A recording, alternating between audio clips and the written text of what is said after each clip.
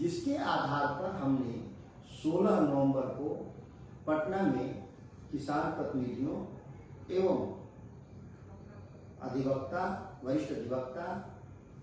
और समाज विज्ञान के जुड़े हुए साथियों के साथ एक परिचर्चा का मैंने आयोजन किया। उस परिचर्चा के आधार पर हिंदुस्तान टाइम्स ने एक रिपोर्ट दर्ज करने का काम किया, अखबार में छापने का काम किया 19 नवंबर को। मैं 19 नवंबर की उस रिपोर्ट में सरकार के द्वारा जो जवाब दिया गया, मुझे इसकी उम्मीद नहीं थी। जो भू राजस्व को देखने वाले पदाधिकारी दीपक कुमार सिंह के द्वारा कहा गया कि हम बिहार में जो भी खाता और खेसरा को हमने जो लॉक किया है वह 90 दिन की नोटिस के बाद किया है, यह 100% असत्य है। मैं इस दावे को चुनौती देता हूं कि अगर दीपक कुमार सिंह राजस्व विभाग के जो सचिव पूरे बिहार में अगर जितना खाता खेसरा लॉक हुआ है उसका 5% भी अगर नोटिस अगर उपलब्ध करा देंगे, अगर 5% नहीं करा सकते हैं तो 1% भी नोटिस अगर उपलब्ध करा दें तो मैं चुनौती देता हूं इस बात को लेकर के कि सरकार, बिहार की सरकार जनता के सामने इस साक्ष्य को प्रस्तुत करे, मीडिया के जरिए बिहार के किसानों और सिविल सोसाइटी के लोगों को गुमराह करने का काम नहीं करे। जहां तक मेरी जानकारी है, मैं ऑन द रिकॉर्ड बता रहा हूं कि जिस व्यक्ति को खाता और खेसरा के लॉक होने की जब सूचना नहीं है तो वह व्यक्ति अपील में सरकार के पास कैसे जाएगा। जो 90 दिन का जो लॉकिंग पीरियड बताया जा रहा है अपील करने का, सबसे आश्चर्यजनक है किसान को मालूम ही नहीं, बिहार के किसानों को, कि हमारे खाता खेसरा को लॉक कर दिया गया है। उन परिस्थितियों में कोई किसान कैसे अपील कर सकता है और इस आधार पर सरकार यह कहेगी कि आप अपील में नहीं आए इसीलिए आपका जमीन, सभी जो जमीन है वो सरकारी जमीन के रूप में हम उसको तब्दील कर दिए, उसकी जमाबंदी बिहार सरकार के नाम से दर्ज कर दिए। दूसरी बात मैं कहना चाहता हूं कि किसी भी किसान के खाता खेसरा को लॉक करने का अधिकार सरकारी कर्मचारी को नहीं दिया गया है। केशवानंद भारती बनाम केरल सरकार के एक महत्वपूर्ण फैसले में तय हुआ था कि कोई भी संपत्ति का अधिकार का निर्धारण, जिसको हम टाइटल बोलते हैं, वह अधिकार सरकार के पास नहीं होगा बल्कि न्यायपालिका के पास होगा।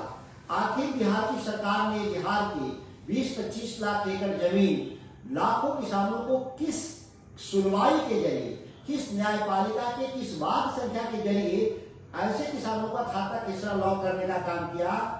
जिसकी कोई साक्ष्य इस बिहार में नहीं है, ना ही किसी किसान को जानकारी है। जो हालत पैदा हुई है पूरे बिहार के भीतर, मैं बात कर रहा हूँ, कोई खास एक जिला की मैं बात नहीं, इमरजेंसी से भी बदतर स्थिति पैदा हो गया। जब किसान अपनी जमीन को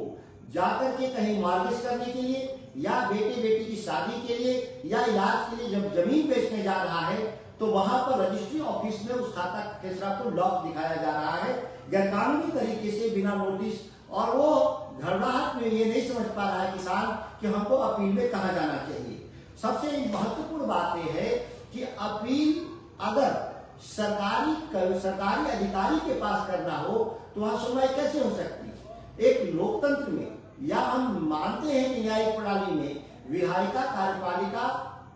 और न्यायपालिका का सेपरेशन ऑफ पावर के जरिए अधिकार दिए गए हैं। सरकार के खिलाफ सरकार के पदाधिकारी के यहाँ कोई अपील का औचित्य नहीं रह जाता। इसीलिए कहा गया था कि हमारे जो भी चैलेंज होंगे वह हमारे मुंसफ कोर्ट में चैलेंज होंगे। आज सरकार कह रही है कि न्यायपालिका आप नहीं जा सकते, हम ही आपके न्यायाधिकारी भी हैं। जो सरकारी खाता खेसरा को लॉक किया है उससे न्याय की उम्मीद करना बेमानी है और दुनिया में कहीं ऐसा नहीं देखा गया जिस तरह की बात यहाँ की जा रही है।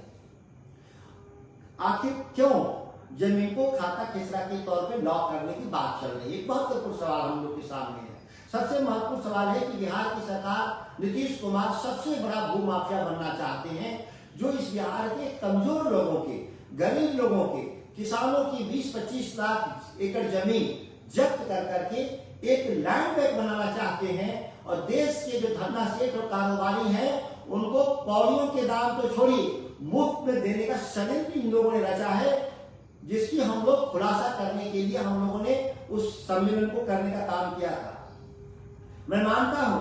और मैं माननीय पटना उच्च न्यायालय से मैं विनती करता हूं, अनुरोध करता हूं कि इस मामले को स्वतः संज्ञान लेते हुए बिहार में हो रहे घोर अराजकता पर स्वतः कार्रवाई करते हुए इस तरह के तुगलकी सरकार ने, नीतीश कुमार के तुगलकी सरकार के फैसले को रद्द करने का काम करेंगे, ऐसा हम लोग उम्मीद करते हैं। संविधान और सुप्रीम कोर्ट ने बार बार स्पष्ट किया है कि कोई भी जमीन का मालिकाना हक तय करने का अधिकार हमेशा से ही न्यायपालिका को रहा है, न कि सरकार को रहा है। अगर हम पूरे इस मामले में देखें तो न्यायपालिका के संज्ञान में यह पूरा कहीं मामला नहीं है खाता खेसरा लॉ करने का। सरकार के मौखिक आदेश से जो मुझे सूचनाएं मिली है कि जिलाधिकारियों ने सरकार के मौखिक आदेश से ऐसा काम करने का काम, गैर कानूनी काम किया है। मैं उन सभी अधिकारियों को चेतावनी दे रहा हूं जो बिहार के ऐसे लोग गैर कानूनी काम में लगे हैं कि अगर